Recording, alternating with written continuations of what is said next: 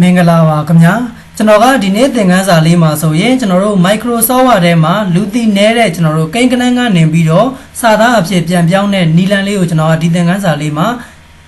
သင်ပြပေးသွားမှာဖြစ်ပါတယ်ဒါကြောင့်ကျွန်တော်တို့ Microsoft Word software လေးကျွန်တော်ဖွင့်လိုက်ပါမယ်အဲ့တော့ကိန်းကနန်းကနေပြီးတော့စာသားကိုပြောင်းနေဆိုတာကဘယ်လိုပြောတာလဲဆိုရင်ကျွန်တော်တို့အခုဒီမှာကိန်းကနန်း100လို့ရေးထားတယ်ပေါ့နော်အဲ့တော့ကိုရကိန်းကနန်း100လို့ရေးထားတယ်ဒါပေမဲ့ဒီရဲ့ကိန်းကနန်း100ကိုကျွန်တော်တို့100လို့မရေးချင်မဲနဲ့ကျွန်တော်တို့100ဆိုပြီးတော့မှရေးချင်တဲ့အခါမျိုးတွေမှာကျွန်တော်တို့100ကိုသူက100လို့ပြပေးသွားမယ်ပေါ့နော်ဒီလိုပဲကျွန်တော်တို့1000ဆိုရင်သူက1000လို့ပြပေးသွားမယ်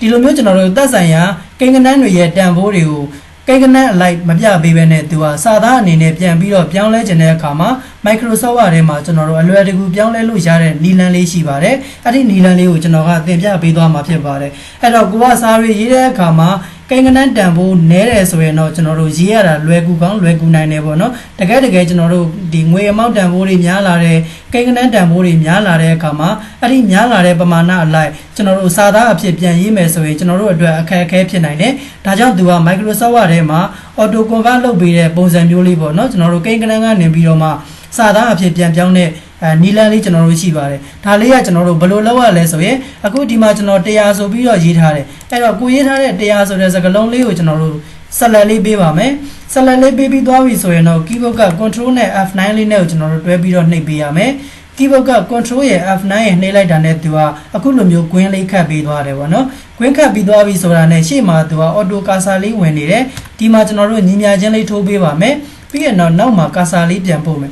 ကာစာလေးပို့ပြီးသွားပြီဆိုတာနဲ့ keyboard က backslash ရေးမယ်ပြီးရင် asterisk key ရေးပါမယ်ရေးပေးရမယ့်စာသားလေးက cut tag ဆိုပြီးတော့ကျွန်တော်တို့ရေးပေးရမယ်စလုံးပေါင်းလေးတော့လွဲလို့မရဘူးเนาะအဲ့တော့ cut tag ဆိုတာလေးကျွန်တော်တို့ဒီလိုပုံစံလေးရေးပြီးသွားပြီဆိုရင်တော့ကိုရေးထားတဲ့စာတွေပေါ်မှာ right click နှိပ်ပြီးတော့ toggle fill code ဆိုတာလေးကိုကျွန်တော်တို့နှိပ်ပေးလိုက်မယ်လုံးဝပျောက်သွားတယ်ဆိုရင်နောက်တစ်ခါကျွန်တော်တို့ဒီထဲကနေပြီးတော့ active fill ဆိုတာလေးတွေကျွန်တော်တို့ဝယ်မယ်ဒီမှာကျွန်တော်တို့ formula ဆိုတာလေးကိုရွေးပြီးတော့ okay လေးနှိပ်ပေးပါမယ်နောက်ထပ် right click လေးထပ်နှိပ်မယ် toggle fill code ဆိုတာလေးသူကနှိပ်လိုက်တယ်ဆိုရင်ကျွန်တော်တို့စာသားကိန်းကနန်းကနေပြီးတော့မှသူကစာသားကိုပြောင်းပေးသွားမှာဖြစ်ပါတယ်အဲ့တော့ကျွန်တော်တို့100ဆိုတော့သူက100ဆိုပြီးတော့ပြပေးတယ်ပေါ့နော်အဲ့တော့အခုဒီမှာဆိုရင်ကျွန်တော်တို့1000ဆိုတဲ့ကိန်းကနန်းလေးကိုဆက်လက်လေးပေးလိုက်တယ် control နဲ့ F9 လေးနဲ့ကိုနှိပ်တယ်ရှေ့မှာညီညာချင်းလေးထိုးပါတယ်နောက်မှာ cursor လေးပြန်ချပြီးတော့မှကျွန်တော်တို့ backslash ရေးမယ် asterisk key cut tag ဆိုပြီးတော့ကျွန်တော်တို့ရေးပါမယ်ဒီနေရာလေးမှာစလုံးပေါင်းလေးတွေတော့တစ်ချက်သတိထားပြီเนาะပြီးရင်ကျွန်တော်တို့ right click လေးနှိပ်ပါမယ် toggle fill code ဆိုတာလေးလုပ်မယ်သူကတစ်ခါလေးကြာရင်ကျွန်တော်တို့လှုပ်လိုက်တာနဲ့ချက်ချင်းတန်းပြီးတော့စာသားလေးတွေထွက်လာတာတွေ့ရတယ်အခုဒီမှာဆိုရင်သူကချက်ချင်းတန်းပြီးတော့မထွက်တဲ့အတွက်နောက်ထပ် right click လေးနှိပ်တယ်ကျွန်တော်တို့ active fill code ဆိုတဲ့ထဲကကျွန်တော်တို့ဝင်ပြီးပါမယ်ဝင်ပြီးရင်တော့ formula ဆိုတာလေးကိုရွေးတယ် okay နှိပ်ပါမယ်ပြီးမှနောက်ထပ်တစ်ခါကျွန်တော်တို့ right click ထပ်နှိပ် toggle fill code ဆိုတာလေးသူကနှိပ်လိုက်တဲ့အခါမှာကျွန်တော်တို့1000ရေးထားတဲ့အတွက်သူက1000ဆိုပြီးတော့ပြနေတယ်အဲ့တော့ကျွန်တော်တို့1000ဆိုရင်ကျွန်တော်တို့မရေးတတ်ဘူးထားပါတော့เนาะအဲ့တော့ကျွန်တော်တို့ဒီမှာ1000ကျွန်တော်တို့လုပ်လိုက်မယ်ကိုရေးထားတဲ့1000ဆိုတဲ့စလုံးလေးကို2000ထားလိုက်เนาะ2000ဆိုတဲ့စလုံးလေးကိုကျွန်တော်တို့ကစာသားအဖြစ်ပြန်ပြီးတော့မရေးတတ်တဲ့အတွက်သူ့ကိုကျွန်တော်တို့ဆက်လက်လေးပေးလိုက်မယ် control နဲ့ F9 လေးနဲ့နှိပ်ပါမယ် green လေးခတ်လာတဲ့အ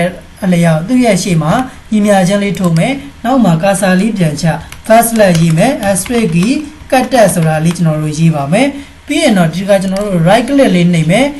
်ပြီးပြီဆိုမှကျွန်တော်တို့ active fill code ဆိုတဲ့ထဲကနေ formula လေးကိုရွေးပါတယ် okay လေးနှိပ်ပါမယ်ပြီးမှ right click လေးနှိပ် toggle fill code ဆိုတာလေးလုပ်လိုက်တယ်ဆိုရင်ကျွန်တော်တို့ဒီမှာသူက20000ဆိုပြီးတော့သူကပြပေးနေတာဖြစ်ပါတယ်ဒါဆိုရင်ကျွန်တော်တို့2000ဆိုတာလေးချက်ချင်းတန်းပြီးတော့သိရတယ်ပေါ့နော်အဲ့တော့ကျွန်တော်တို့ကထားလိုက်ပါတော့ကိုကစာရီရေးတဲ့အခါမှာ100 200 300 1000 2000နေကျွန်တော်တို့ရေးတဲ့အခါမှာစာသားအဖြစ်ကျွန်တော်တို့အလွယ်တကူကိုကရေးတတ်တယ်ထားပါတော့နော်တကယ်ကျွန်တော်တို့ကိန်းကနန်းတန်ဖိုးတွေကများလာတယ်ငွေအမောက်တန်ဖိုးတွေကများလာတယ်ဆိုရင်ကျွန်တော်တို့မရေးတတ်တဲ့အခါမှာအခုနီလန်လေးအတိုင်းကျွန်တော်တို့လိုက်ပြီးတော့ပြုလုပ်လို့ရတယ်အဲ့တော့နမူနာအနေနဲ့ကျွန်တော်တစ်ချက်ပြပေးမယ်23,890နဲ့4ဆိုပြီးကျွန်တော်တို့ထားလိုက်မယ်အဲ့တော့ဒီကောင်လေးကိုကျွန်တော်တို့ကစာသားအဖြစ်ပြန်ရေးရတော့မဲ့အခါမှာကျွန်တော်တို့ဒီပုံစံတိုင်းလေးကျွန်တော်တို့မရေးတတ်တော့ဘူးပေါ့နော်အဲ့တော့မရေးတတ်တဲ့အတွက်ကိုရေးချင်တဲ့ကိန်းကနန်းလေးတွေကိုဆက်လက်လေးပေးလိုက်တယ် control နဲ့ F9 ဆိုတာလေးကျွန်တော်တို့နှိပ်ပေးလိုက်မယ် နှိပ်ပြီးသွားပြီဆိုရင်တော့ရှေ့မှာညီညာချင်းလေးချနောက်မှာကျွန်တော်တို့ကာစာလေးချပြီးတော့ first select ကျွန်တော်တို့ရေးပါမယ် straight key cut that ဆိုပြီးတော့ကျွန်တော်တို့လုပ်လိုက်ပါမယ်လှုပ်ပြီးသွားရင်တော့သူ့ရဲ့ပုံမှာ right click လေးနဲ့ edit field ဆိုတဲ့ထဲကိုကျွန်တော်တို့ဝင် formula လေးကိုရွေးထား okay နှိပ်ပါပြီးရင်နောက်ထပ် right click လေးထပ်ပြီးတော့နှိပ်ပါ right click လေးနှိပ်ပြီးသွားပြီဆိုရင်တော့ toggle field code ဆိုတာလေးကိုကျွန်တော်တို့နှိပ်ပေးလိုက်မယ်ဒါဆိုရင်တော့ကျွန်တော်တို့ဒီမှာသူနဲ့သက်ဆိုင်ရာစာသားလေးထွက်လာမှာဖြစ်ပါတယ်23800 94ပေါ့နော်သူကဒီလိုမျိုးလေးသူကစာသားအဖြစ်ပြောင်းလဲလာမှာဖြစ်ပါတယ်အဲ့တော့ဒီကောင်လေးကကျွန်တော်တို့အရန်ကိုအသုံးဝင်တဲ့ function လေးတစ်ခု feature လေးတစ်ခုဖြစ်ပါတယ်အဲ့တော့ကိုကစာရီရေးရင်းနဲ့ကျွန်တော်တို့ကိန်းကဏန်းတွေကိုစာသားအဖြစ်မပြောင်းလဲရဘူးလို့ကျွန်တော်တို့မပြောနိုင်ဘူးအဲ့တော့ဒီဟာလေးကအရန်အသုံးဝင်တဲ့အတွက်ကျွန်တော်သင်ပြပေးရခြင်းဖြစ်ပါတယ်ပြီးရင်အခုဒီမှာကျွန်တော်နောက်တစ်ခုပြပေးစရာရှိတာကအခုကျွန်တော်တို့စာသားအဖြစ်ပြောင်းလဲတဲ့အခါမှာထွက်လာတဲ့စာသားတွေက capital letter အသေးနဲ့သူကထွက်လာတယ်ပေါ့နော်အဲ့တော့ကျွန်တော်တို့ကမလိုချင်ဘူးတခါတည်းဒီလိုမျိုးစာသားအဖြစ်ပြောင်းရင်းနဲ့ capital letter အကြီးပုံစံအနေနဲ့တခါတည်းပြောင်းလဲခြင်းနဲ့ဆိုရင်လည်းကျွန်တော်တို့ပြောင်းလဲလို့ရတယ်အဲ့တော့ကျွန်တော်နောက်ထပ်တစ်ခုထပ်ပြီးတော့မှပြပေးမယ်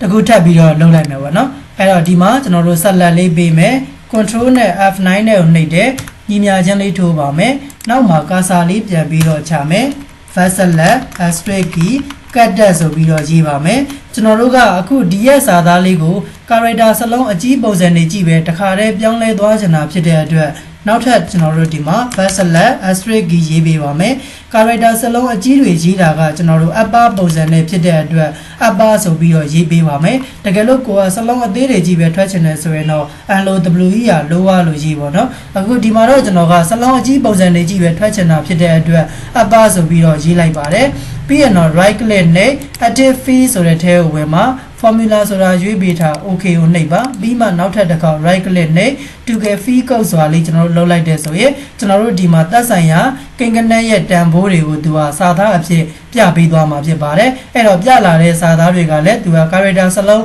အကြီးပုံစံအနေနဲ့သူကပြပေးသွားမှာဖြစ်ပါတယ်အခုဒါကတော့ကျွန်တော်တို့ Microsoft Word ထဲမှာကိန်းကဏန်းကနေပြီးတော့စာသားအဖြစ်ပြန်ပြီးတော့ပြောင်းလဲလို့ရတဲ့နည်းလမ်းလေးဖြစ်ပါတယ်ဒီနည်းလမ်းလေးကကျွန်တော်တို့လူတီလဲအရန်နည်းသေးတယ်ပေါ့နော်အဲ့တော့ကိုယ့်ရဲ့လုပ်ငန်းမှာအသုံးတဲ့တယ်ဆိုရင်ဒီနည်းလမ်းလေးကအားလုံးအတွက်အရန်အကျိုးရှိလောက်မယ်လို့ထင်ပါတယ်ဒီမှာတခုပြောစရာရှိတာကကျွန်တော်တို့ဒီကကိန်းကဏန်းကအင်္ဂလိပ်အခရာကိန်းကဏန်းတွေပဲရမယ်ပေါ့နော်တခြားကျွန်တော်တို့မြန်မာကိန်းကဏန်း100ရေးထားတာကိုကျွန်တော်တို့100ဆိုပြီးတော့သွားပြအောင်တော့ကျွန်တော်တို့လုပ်လို့ရတဲ့နည်းလမ်းတော့ကျွန်တော်အခုချိန်ထိမတွေ့သေးဘူးပေါ့နော်နောက်ပိုင်းတော့ကျွန်တော်တို့ရရင်ရလာမှာပေါ့မပြောတတ်ဘူးပေါ့နော်အခုလောလောဆယ်တော့ကျွန်တော်တို့ဒီရဲ့ဒီအင်္ဂလိပ်အခရာကိန်းကဏန်းတွေကိုပဲကျွန်တော်တို့သူကစာသားအဖြစ်ပြန်ပြီးတော့ပြောင်းပေးနိုင်မှာဖြစ်ပါတယ်အဲ့တော့ဒါလေးကိုကျွန်တော်တို့ကိုယ်ကိုယ်တိုင်လက်တွေ့လိုက်ပြီးတော့လေ့ကျင့်ကြည့်ပေးပါကိုယ်ကိုယ်တိုင်လေ့ကျင့်ကြည့်တဲ့အခါမှာကျွန်တော်တို့မရတဲ့နေရာလေးတွေရှိတယ်အခက်အခဲလေးတွေရှိတယ်ဆိုရင်လည်းကျွန်တော်တို့လမ်းပြီးတော့လင်းမြန်ပေးလို့ရပါတယ်အကယ်၍ကိုယ်ကိုယ်တိုင်လေ့ကျင့်ပြီးသွားပြီကိုလည်းအခုလိုမျိုးစာသားလေးတွေကိုပြောင်းလဲတတ်နေပါပြီဆိုရင်တော့ဒီသင်ခန်းစာရဲ့ comment လေးမှာကျွန်တော်လည်းအကျိုးရှိအောင် DONE dance ဆိုပြီးတော့ရေးခဲ့ပေးပါအောင်ခင်ဗျာဒါမှကျွန်တော်သင်ပေးတဲ့သင်ခန်းစာတွေကိုဘယ်သူကတော့အမှန်တကယ်လိုက်ပြီးတော့လေ့ကျင့်နေတဲ့ဆိုတာလေးတွေကကျွန်တော်ကိုယ်တိုင်လည်းသိရအောင်လို့ပါအခုဒါဆိုရင်ကျွန်တော်ဒီသင်ခန်းစာလေးကိုဒီမှာပဲရနာလိုက်ပါမယ်အားလုံးအဆင်ပြေကြပါစေခင်ဗျာ